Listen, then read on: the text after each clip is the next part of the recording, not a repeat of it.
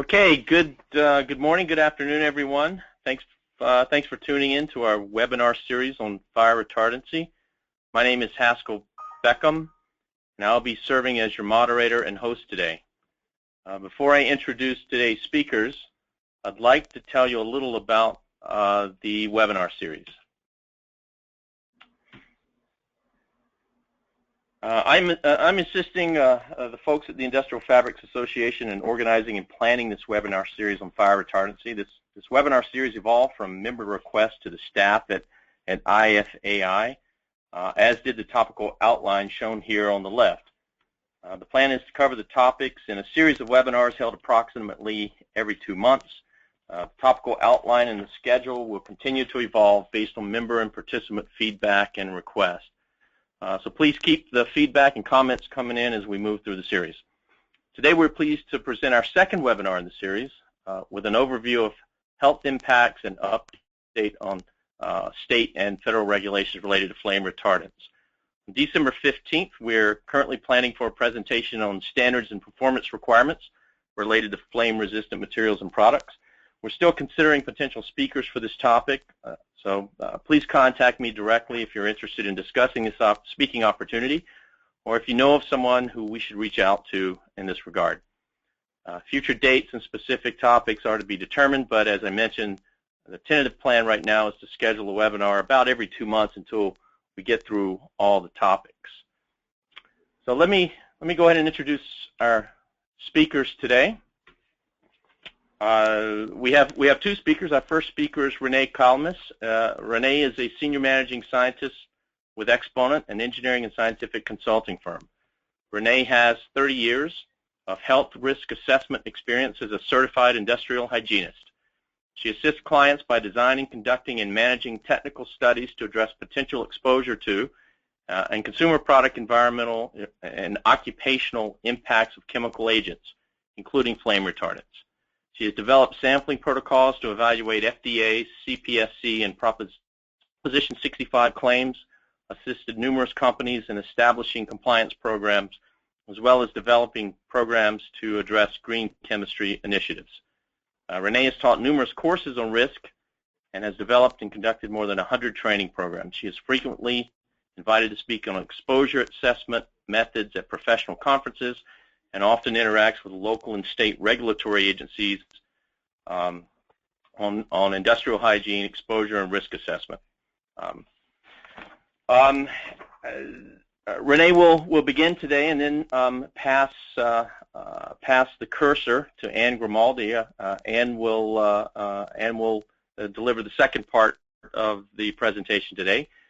Ann Grimaldi is a principal at Grimaldi Law Offices. She's an attorney specializing in environmental law and focuses her practice on chemical and product regulation and litigation. She assists her clients in complying with laws that apply to their products and operations. Her clients include chemical manufacturers, consumer product manufacturers and distributors, and retailers.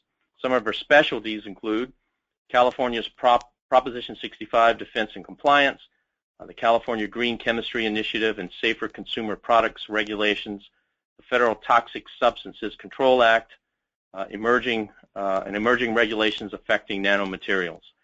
Ann is a frequent speaker and writer on chemical and product regulation topics and is an author of the TSCA Handbook. She has been named a Northern California Super Lawyer, a rating service of outstanding lawyers, since 2004. And with that, I'm going to turn it now over to Renee to begin the first part of the webinar. Okay. Oh, I'm sorry. One other thing, Renee, before you begin, please note that if you have a question during the webinar, please enter it on the GoToWebinar toolbar. We'll address the questions at the end of the presentation. All right, Renee, now it's yours.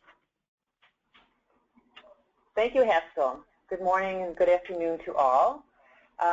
Well, Ann and I are both delighted to be here today to share with you some of our insights on flame retardants, where they are and where they're going. For any of you following media or scientific journals over the past few years, flame retardants are clearly front and center. They have kind of been with us since the early 1970s when specific laws requiring flame retardants were promulgated, and therefore We now have 40-plus years of these compounds in consumer products in our environment, and more facts are coming to light about these chemicals. And if you have followed any of these series, the Chicago Tribune series, which started back in 2012, was a 4-part expose that focused on flame retardants and some of the impacts on public policy. There have been numerous articles regarding these polybrominated diphenyl ethers showing up in dust and in blood samples, and kind of questioning to some degree the type and the need for flame retardants. And there has just been a lot of activity going on in the chemical as well as the toxicology as well as the law aspect of flame retardants. So the other thing I wanted to say is that a lot of the initial information on flame retardants is kind of focused on the polyurethane foams. Ann and I both realize that that may not be a focus of the types of products that this particular association is affiliated with, but it's important to kind of understand where these regulations and where the data have come from, because they do kind of set the stage for where things may be going. Obviously, the focus has been with children and some of these foam and furniture products, but there's many things happening that will impact the types of flame retardants that will be available for fabrics as well. So what are flame retardants? Well, the key thing is that there's hundreds of different kinds. We're probably most familiar with the 5 main types, which are the brominated and chlorinated and more recently the phosphorus base. But there are several types, and the other aspect is some of these are mixtures, which makes it difficult from a toxicology standpoint to kind of tweeze these things apart in some instances. Some of these are deliberately mixed to reach certain performance results. Some of them are naturally the result of a synthesis of the flame retardant molecules. But anyways, there are several different types of them. They look like the following, and you can see that in many instances what they do all have in common is they have a very strong carbon-halogen bond. And what this essentially means is that if they're brominated or chlorinated or fluorinated, these molecules, because of that strong bond, tend to be very persistent. That's why we are finding them in the environment. Essentially, these are not what we would consider natural molecules in the mammalian biochemistry.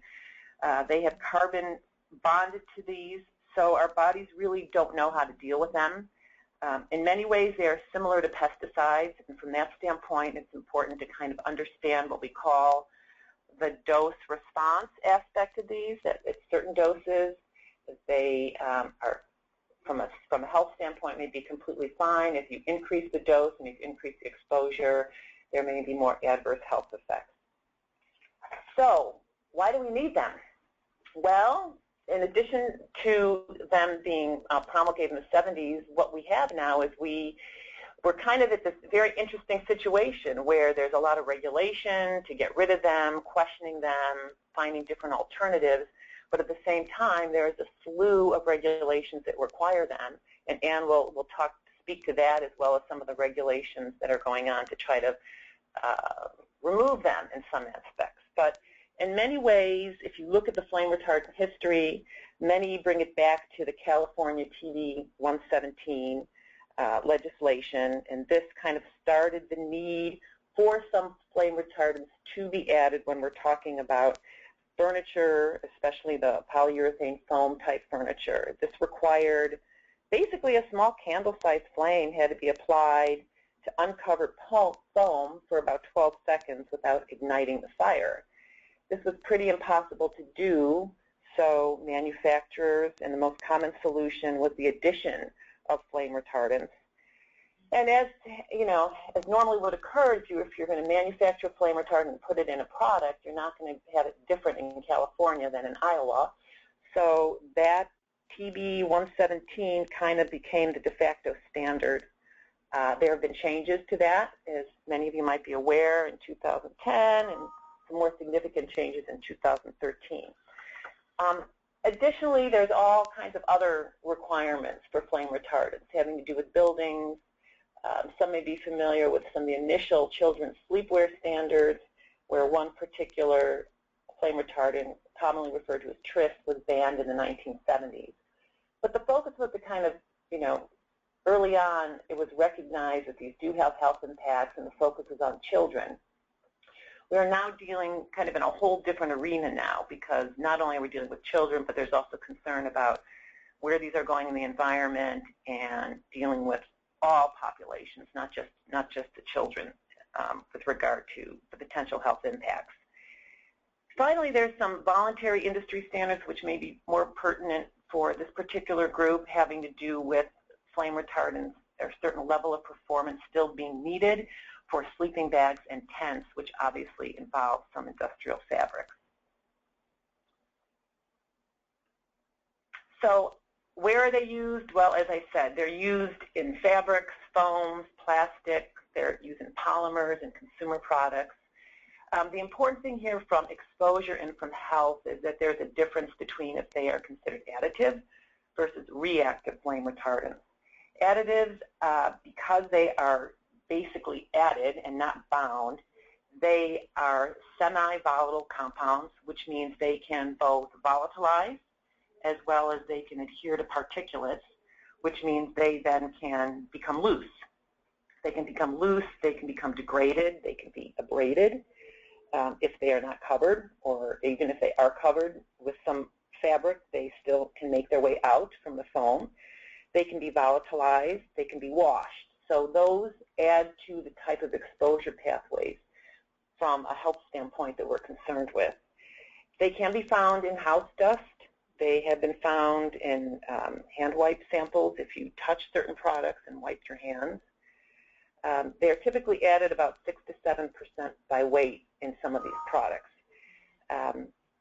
Different than the types of reactive, where they actually are bound, and that provides a whole different set of exposures, less exposure than those that are considered additive flame retardants.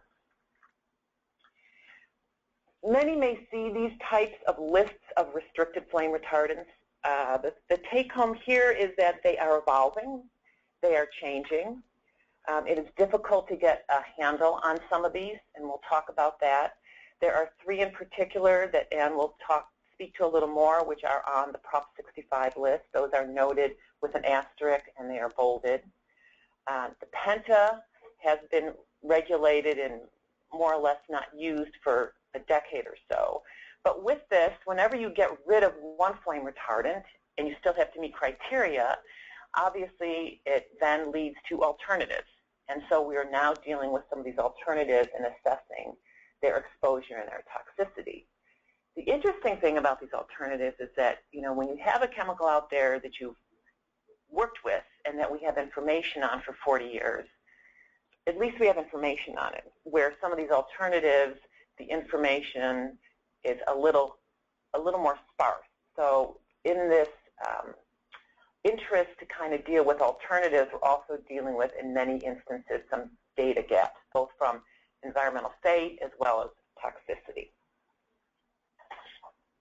So how are they released? Well, this is important because this has to do with the exposure and the toxicity endpoint. I discussed volatilization, and it's important to understand that they can be volatilized as well as they can also be provided in a direct contact with dust. Mostly we see these types of additive type flame retardants in the dust media. And when you have dust, you have a variety of pathways that you can be exposed to that dust. But they do volatilize. It's very minimal. There have been several reports done by both European and EPA that believe that the volatilization component of the exposure is fairly minimal when you compare it to the dust. But you do have these small fragments that can be released from these products that lead to exposure, as well as exposure that can occur when you burn these or mechanically shred them. And this picture on the bottom is just to kind of show from a scanning electron microscope aspect that you can actually see the bromide ion. The bromide ion is actually added and is useful for reducing the rate of combustion and the dispersion of fire. So that's why the bromide ions were originally used in these types of materials. So when we talk about exposure routes, as I said, the dust one of the primary pathways of concern. And when we talk about dust, it's important to understand that how one gets exposed to dust will differ.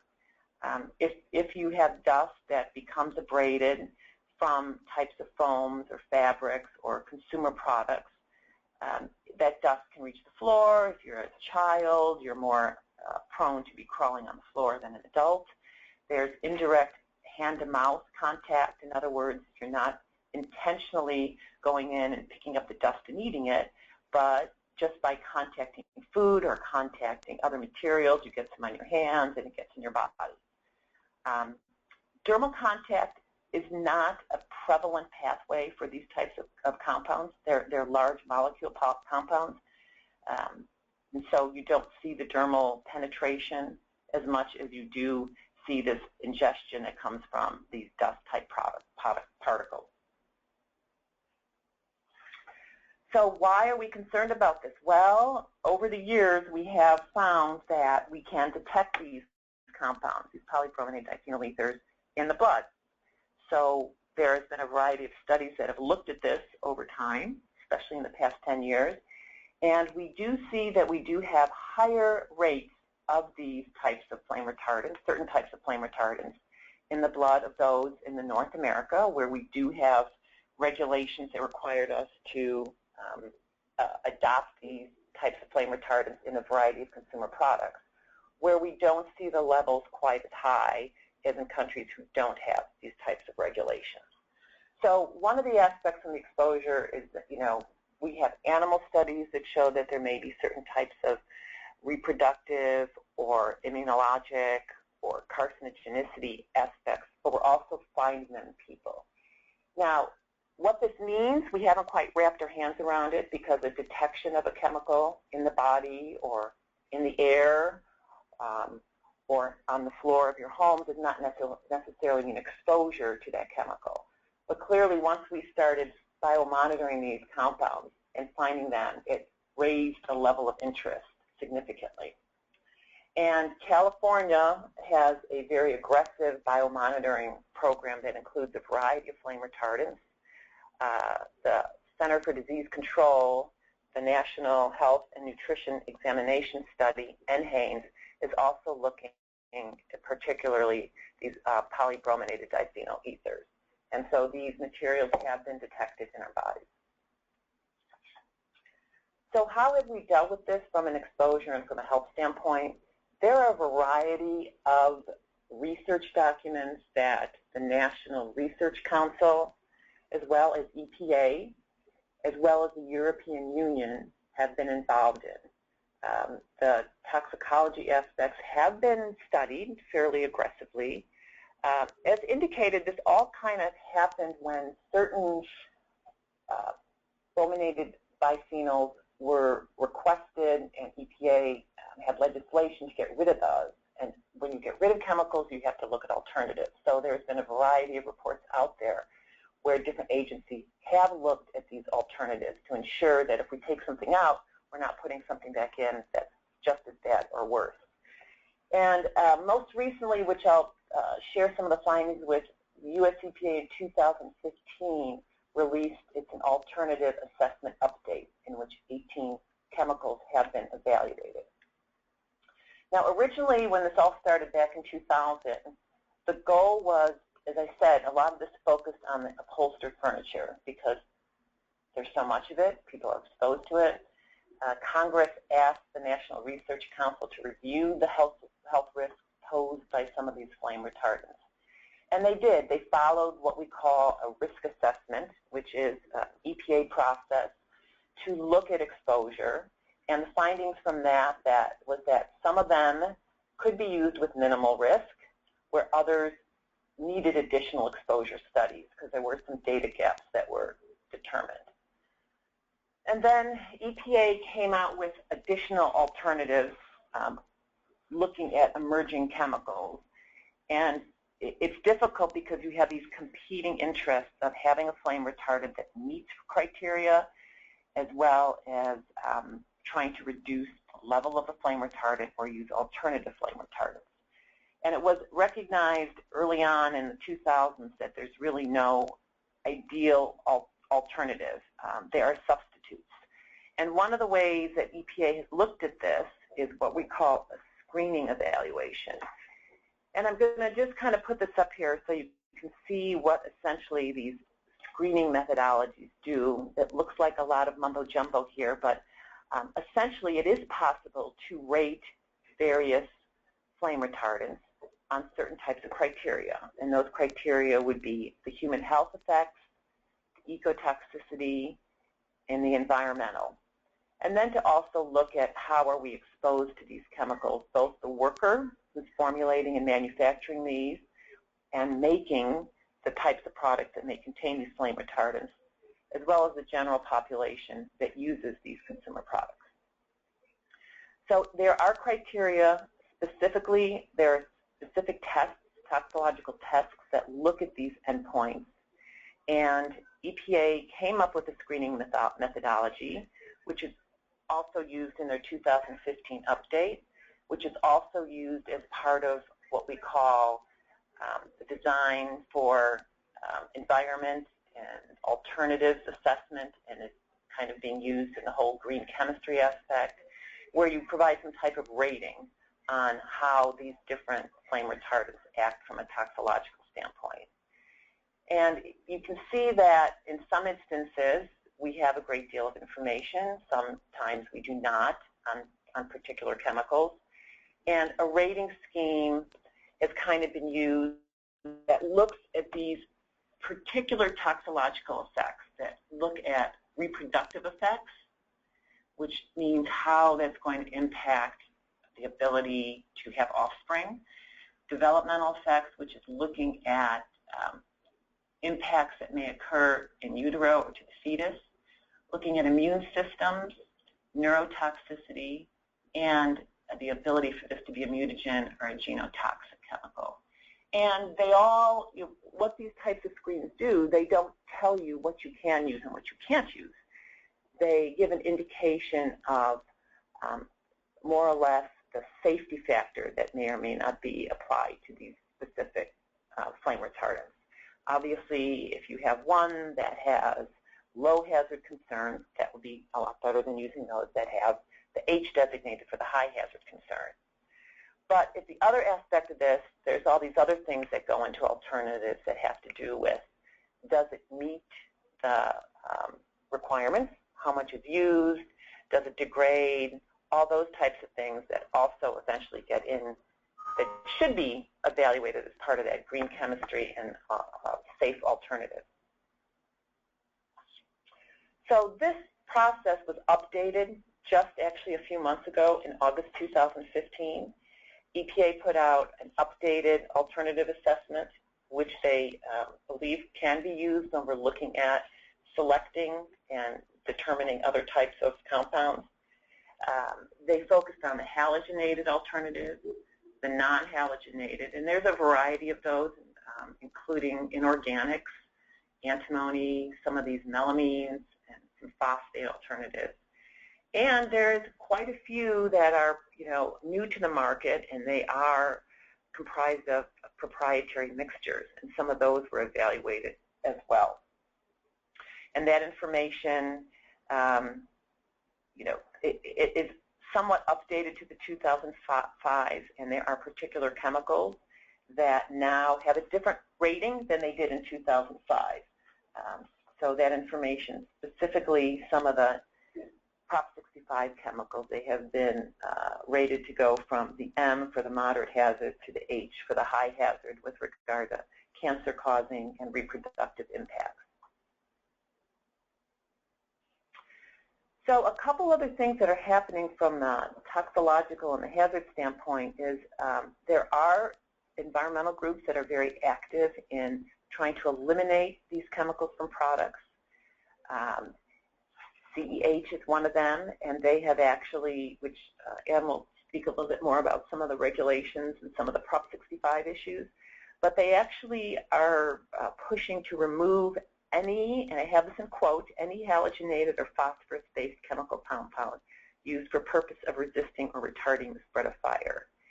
Now, as I spoke about this screen that I showed a couple slides, there are other trademark associations such as Green Screen, where they provide similar types of ranking, and if you meet a certain ranking, then CEH says that that type of flame retardant is appropriate for use.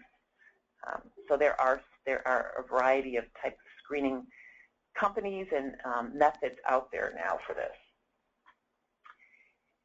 As I spoke about before, the EPA, the Design for Environmental Program, has just updated these hazards and have looked at a different 29 flame retardants that are alternatives to some of these other brominated diphenyl ethers.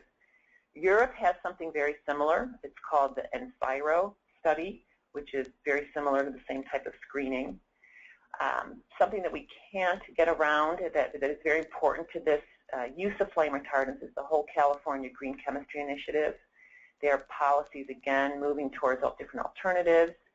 And one of the 3 initial priority products is children's foam and sleeping products. Again, may not be pertinent to industrial fabrics, but as it goes in California, many times it has impacts nationwide. These regulations are slow moving, though, as Ann will kind of speak to that. But there clearly is a movement on looking at these types of flame retardants. The one thing I wanted to kind of close with is mention, because I get a lot of comments on this, is that, you know, there are methods to evaluate these. There are wet chemistry methods that include, you know, gas chromatograph and mass spec. There are some groups that can assess consumer-type products by going in and using what's called a portable XRF. They can't completely identify or quantify levels of flame retardants, but they can look for the presence of the halogen, the brominated, or the chlorine, and then if they find them, they can go back in and then test for a slew of these. Right now there's about 14 that are kind of the target flame retardants, at least, that we're dealing with here in California. So with that, I'd like to turn it over to Ann, who'll speak a little bit more about the regulations and where we're going in the world of flame retardants. Thank you, Renee. That was a really excellent summary of the state of the scientific world.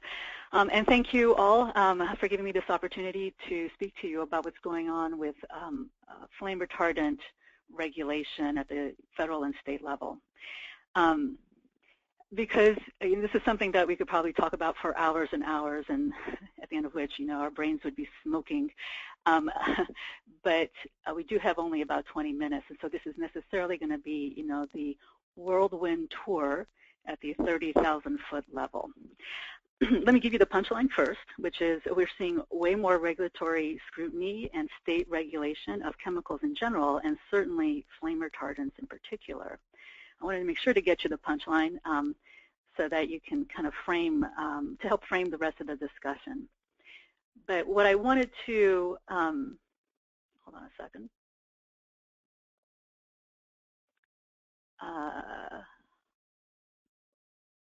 I seem to have lost control. Oh, here we go. I've lost control. What I wanted to just cover initially is what are we going to talk about today? I wanted to first talk about the convergence of trends. You know, I find it very useful, especially when trying to predict what's coming next, to provide some context and understand what's going on in the world today that is increasing these this regulatory scrutiny and chemical regulation. Then I'm going to turn to a short discussion about regulation at the federal level, the Toxic Substances Control Act, or TSCA, and the Federal Hazardous Substances Act. State level regulation I'll turn to after that, for focusing first on California, not because we're so great out here, but because California tends to be the first when it comes to novel chemical regulatory policies, and in that regard it's kind of the bellwether state, and also it's one of the largest economies in the U.S., and so it's hard to sell products out generally in the nation without having to also make sure you're complying with California law. I'll briefly discuss what's going on with the rest of the U.S. in terms of flame retardant specific regulation and these chemical of concern, safer alternatives, green chemistry laws. It's all different phrases to describe the same thing, this emerging trend that we're seeing with chemical regulation, where it's not the program is not focused on a specific chemical or category of chemicals, but it's a much more broad and comprehensive approach to chemical regulation that first identifies chemicals of concern. So there's usually a list of chemicals that are deemed to be of concern. And as soon as you have a chemical list, you have the potential for demonizing chemicals on that list. And then there's some other component to the regulatory scheme, which usually at least includes notification to a government authority that, yes, my product contains this chemical. So that's what I call these COC, or chemical of concern laws, safer alternatives. But the whole premise is, green chemistry, what are these hazardous chemicals in our products, and can we get them out without making regrettable substitution choices? And then at the end, I will talk about what I see as being next in terms of chemical regulation that affects flame retardants. So convergence of trends, why are we seeing what we're seeing? Well, I think it's fair to say that there's a general sense of concern among consumers, just generally about chemicals. That's why we see an emphasis on organic foods, natural ingredients, from everything from food to cosmetics to your household cleaners. And so there's this general sense of, we need to be careful about chemicals. I think it's fair to say, though, that when we're talking about flame retardants, there is an equal concern about death and injuries due to fire. And so there's a tension there, I think, that even consumers who might be kind of anti-chemical might understand we have to be careful when it comes to fire, because we want to make sure that we don't increase the risk of harm due to fire. And if there are things that we can do to reduce that harm from fire, then that's a good thing. There's also a general dissatisfaction with federal regulation. I have this image here, EPA sleeping on the job. I don't think anybody at EPA is sleeping on the job, but I think there are some people out there who feel that EPA isn't doing everything that they can do to regulate chemicals in our nation. And definitely a dissatisfaction with the Toxic Substances Control Act in terms of giving the EPA the necessary authority to regulate chemicals. And that's why we're seeing all sorts of efforts for several years, and really active right now, with TSCA reform. Detection of flame retardants in humans and the environment. Renee spoke very eloquently about that. And it has to do also with the ability, the technological ability to detect these chemicals. And once you start looking for something, you tend to find it. And finding any kind of chemical, including flame retardants in human blood, it kind of increases regulatory scrutiny. Increased media attention. Renee talked about the Chicago Tribune report. That's definitely adding to the overall sense of tension about chemicals generally, and certainly about flame retardants. And then revised flammability standards, as that I'll talk about in a little bit more detail in this discussion, but that Renee already has referenced. So let's talk about TSCA. I could spend 8 hours talking about TSCA, so I'm trying to encapsulate it in this 30,000-foot view.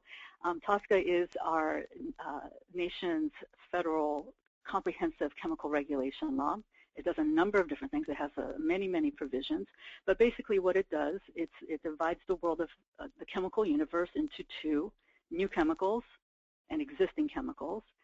And a person who wants to import or manufacture a new chemical, as that term is defined, needs to notify EPA before doing so.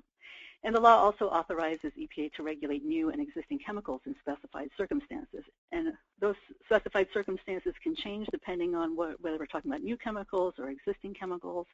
But in the end, the core element that triggers regulatory authority is that the chemical poses an unreasonable risk of injury to humans or the environment. That's basically the core of it.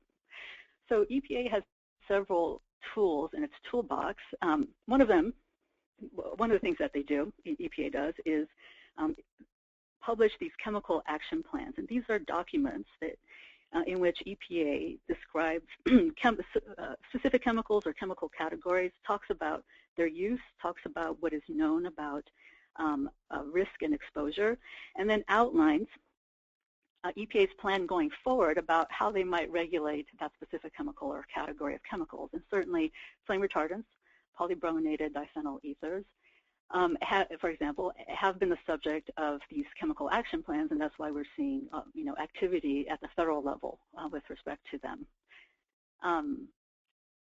Renee talked about alternatives assessment. EPA, working with its Design for Environment program, has been analyzing alternatives to commonly used flame retardants through these alternatives assessments. But in the end, the real TSCA authority, one of the many sources of TSCA authority for EPA, are significant new use rules, or SNURs. And under a SNUR, a person who intends to engage in any significant new use of a chemical, as that term is defined, is required to notify EPA at least 90 days since that new use. And so this gives EPA an opportunity to evaluate the proposed new use with respect to that chemical, and gives EPA an opportunity to impose limitations or restrictions on that use. So it's a very powerful tool. People think it's not, but it actually is. If you're a manufacturer, importer, or processor under a SNUR, you'll know that that's true. It can be a very powerful tool. It tends to cause companies to reconsider whether they want to go forward with a particular business operation if they need to notify EPA under this particular authority. So in 2006, EPA issued a SNUR for polybrominated diphenyl ethers. In 2012, EPA proposed to amend that SNUR to add another flame retardant, Deca-BDE, but that SNUR has not been finalized. This year, though, EPA did finalize a SNUR for hexabromocyclododecane, HBCD, a flame retardant. And the interesting thing about this SNUR and some other recent SNURs that EPA has promulgated is that it applies not just to the chemical molecule itself, but to the chemical molecule as incorporated in this case, into textiles, consumer textiles, other than for use in motor vehicles. And so if you're proposing to manufacture, import, or process HBCD in a consumer textile, then you would have to notify EPA 90 days prior to doing so, and you would be potentially subject to limitations or restrictions that EPA might impose.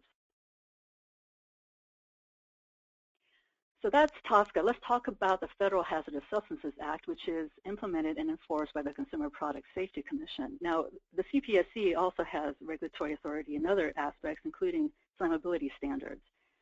I'm talking about here something a little bit different, and that's their authority to regulate hazardous substances that can be found in the household.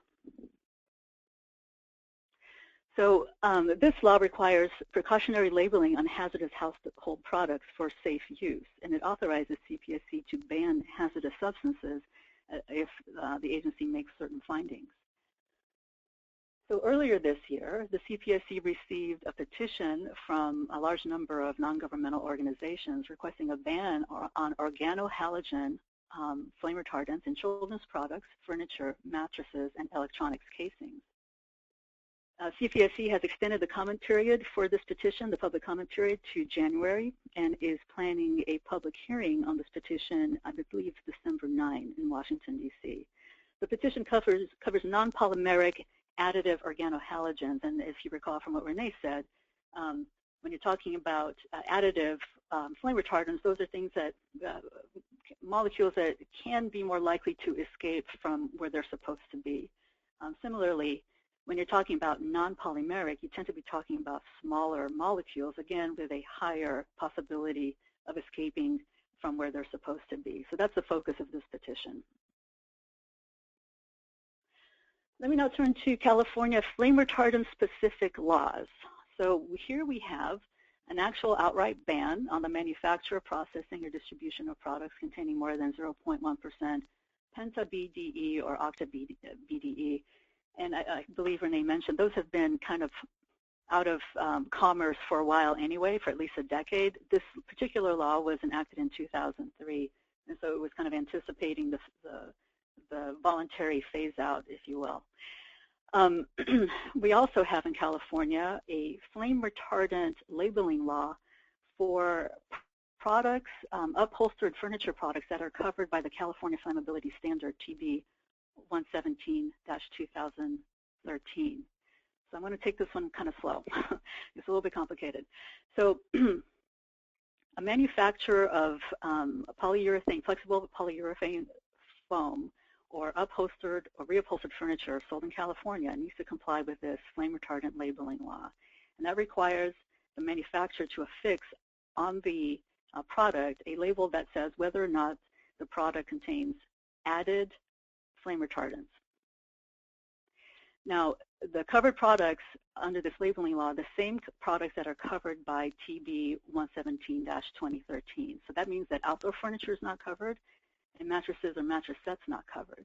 But I want to point out two things about this particular law that's important to know. Flame retardant in this particular labeling law is very broadly defined. It's any chemical whose function is to resist fire. I mean, it's that broad. And so it's not just organohalogens or anything else. I mean, taken to an extreme, it would include water.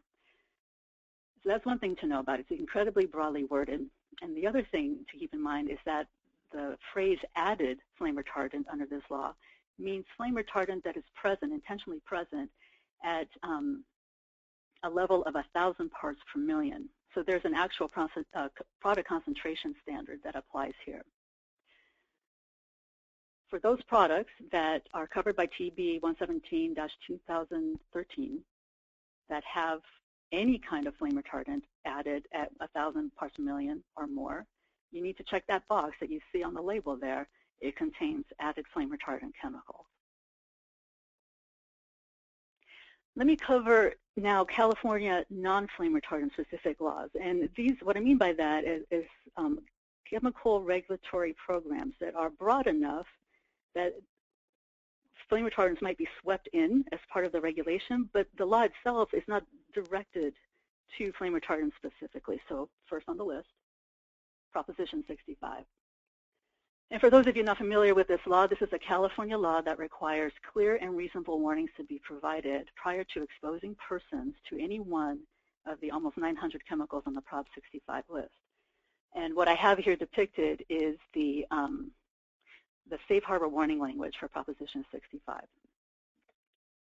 Renee mentioned, I'm mentioning it now, that there are 3 flame retardants on this list, on the Prop 65 list, and there's been very significant enforcement activity with respect to these, TDCPP in particular.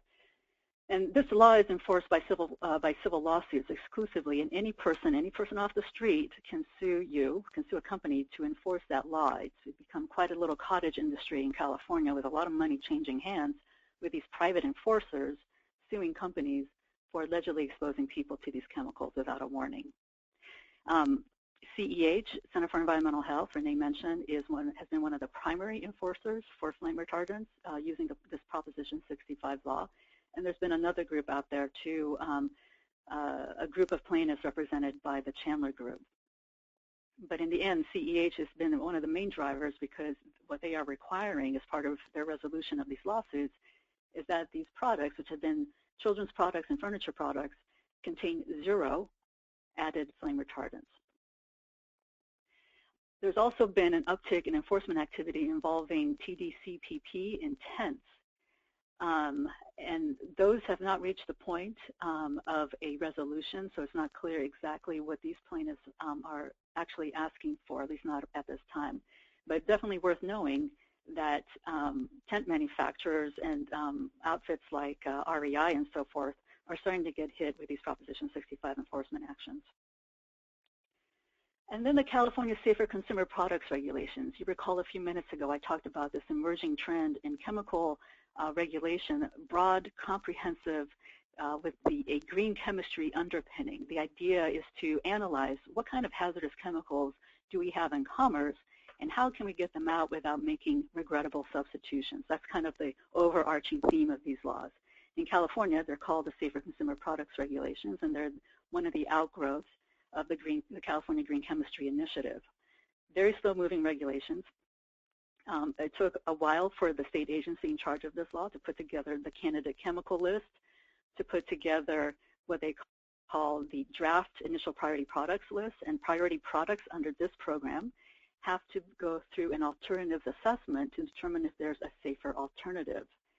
And so what we have in draft form, not final yet, but in draft form, is children's foam padded sleeping products with TDCPP and TCEP as a product category that would require to be evaluated for safer alternatives. And although folks on this call might not care very much about this particular product category, is not your thing, you can definitely see, as increased focus, increased regulatory scrutiny becomes focused on any category of chemicals, here flame retardants, you're going to see supply chain pressure to get these chemicals out of your products. So turning to other states, I thought, in the interest of time, I'm just going to do a nice little visual depiction. This image depicts flame retardant bans in the U.S. So these are bans that are focused on flame retardants specifically, and says you can no longer sell products containing specified flame retardants, whatever it is for a particular state. California has this very broad, I mentioned it before, it's any product containing octa or penta-BDE. But most of these other states, their focus is on children's products, that the specified flame retardants cannot be used in certain categories of children's products. And this next image depicts the current state of things with respect to these chemical of concern / green chemistry / alternative assessment laws. Again, they're not focused on flame retardants, but their breadth can cause flame retardants to be swept in at some point or another. And like I said, typically you have a chemical of concern list and associated with some kind of regulatory obligation, which is at a minimum notification to the regulatory authority. California has the broadest chemical of concern / green chemistry law because it's the potential product categories is basically anything that's sold in California. The rest of these states that have these COC / green chemistry laws, they're focused on children's products. But don't, this looks like it's not that big a deal, what is it, 6 states, 7 states? Don't be fooled. Over the last few years, a large number of states have tried to enact similar laws, but those efforts have not succeeded, at least not yet. The point being, there's a strong interest in putting those kinds of laws in place, again, because of reactions about federal regulation not being good enough, et cetera, et cetera. So we could see way more red in next year or a couple of years from now on this particular image. So Renee, I think I turn it back to you right now.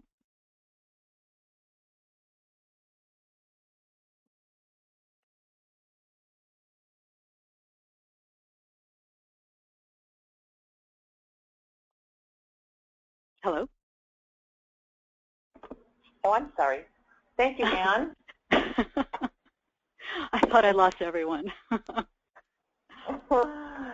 So I think Ann and I just kind of want to finish up with an overall summary on some closing thoughts on my aspect with regard to health. I think it's pretty evident that there are these lists of potential or to be evaluated flame retardants that are on a list, and it's pretty evident that if you're on that list that you may in fact get penalized. And from a manufacturing standpoint, there's more pressure if you're manufacturing these chemicals to produce the type of toxicity environmental data that are needed. And if you are a manufacturer or a company who sells an end consumer product, there is more pressure to understand your product and to understand the types of exposures to these flame retardants associated with these products. Now, unfortunately, sometimes we do have quite a bit of lack of meaningful, what I call flame retardant exposure studies, and that basically hinders the findings of safe use. And it's just easier sometimes for people to say, just get rid of it. But we may reach a point where we can't do that. We can't get rid of every flame retardant. We need them. There's regulations that require them. They need it for safety purposes, and we just can't throw the bath out with the baby out with the bathwater. So in your particular instances, I think it's important to know that fabrics are different. They are different types of populations that use them. They are used differently. They are not necessarily a focus of children's types of exposures, and that there are requirements to meet safety measures for flame reduction. So the pressure to demonstrate safety of these end-use consumer products, as well as to protect kind of the branding of a product, may be more prevalent. And Ann, on your standpoint, if you want to... Yes, absolutely. So in terms of regulations and what's next, expect more of the same. I think we're going to see more state regulation, maybe not specifically directed to flame retardants, but like I said a few seconds ago, certainly broad enough so that they can be swept in. So in that regard, you can expect supply chain inquiries, supply chain pressure to get rid of flame retardants, requests for certification, certainly under SB 1019, so that your downstream manufacturers of upholstered furniture can meet their regulatory obligations in California, and even demands for defense and indemnity. But just to follow up on something that Renee just said, you really have to examine your risk analysis very carefully, because there's an equal risk of injuries, property damage, death from fire. So, to put it, I don't mean to be, belittling the issue, but, there's a product liability issue here as well that you need to evaluate as you evaluate these other pressures about get those chemicals out of your product. You can meet your flammability standards without them. That's great, but God forbid somebody gets hurt as a result of that decision. So that's something to be very careful in thinking about. And do expect more innovation. There's a lot of research going on with polymeric flame retardants, so that these molecules tend to be much bigger and so less likely to escape from when they're supposed to be. And reactive flame retardants, so that they are actually bound to the matrix and more likely to stay where they're supposed to be. And so that will at least begin to address, and not completely address, these kinds of concerns about human exposures and releases to the environment. And I believe that concludes our talk. Thank you very much, Ann, and thank you, Renee. That was full of all kinds of information. We have some time now for some questions. So if you have any questions, please submit them on the GoToWebinar toolbar. On the first questions I have, and Renee, I believe you and I talked about this some months ago. We have a question raised about firefighters dealing with the carcinogenic products of combustion, and whether some groups are pushing to ban fire retardants. Can you provide a little discussion, insight related to that? So the products of combustion of fire retardants. Right. Well, that's an excellent question. There has been a lot of interest in that. There are several studies that have been done on the firefighter population and looking at some of these degradation products, because it is, in fact, many times the degradation products that are the issue here. When these materials are placed in buildings, in plastics, in fabrics, that when they are subjected to very, very high temperatures, there is quite a bit of degradation that occurs. So here you have that issue that kind of Ann was alluding to, where you have this kind of risk management issue. What is the probability of needing those flame retardants when you're in that type of situation versus the health impacts of not having that flame retardant? There is quite a bit of information out there on that. They have done some studies on biomonitoring of the firefighters, as well as looking at breakdown products. And there are some fairly, as you would guess, some fairly high exposures when you are in these types of excruciatingly high temperatures. That is something that's being looked at.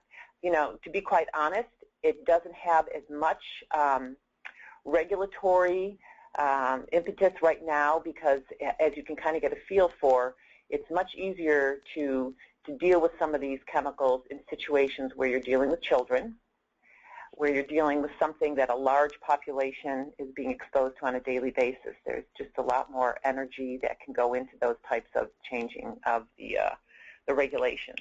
But it clearly is something that both in the occupational and in the community, we've done quite a bit of studies. The scientific community has done quite a bit of studies on looking at those degradation products. Thank you, Renee. We have a question from a manufacturer, School NetMats, who is relaying to us that they found it very difficult to navigate the complicated balance of power between regulatory bodies. For example, Bureau of Home Furnishings and Thermal Insulation, CPSC, state licensing for each state that they sell products into.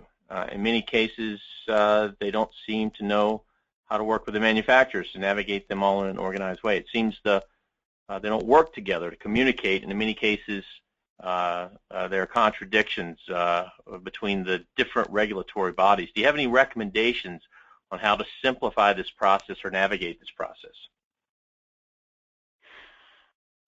You know, that is not an uncommon problem, whether you're talking about, you know, flame retardants and furniture or widgets or anything else. My general feeling on this is work through your trade organizations, and because one entity alone has, you know, has understandably a smaller voice. You know, with a trade organization that is willing to go to these regulatory bodies and say, let's all have a conversation and try to work this out, can be effective. No guarantees, but otherwise you find yourself in exactly the position that you're in. Piecemeal approaches causing incredible burdens on your business operations. Thanks for that, Ann. In fact, John at IFAI, I know you weren't expecting this, but I'm going to turn this to you. Does IFAI do that sort of thing, or could we even talk about it? Are you there?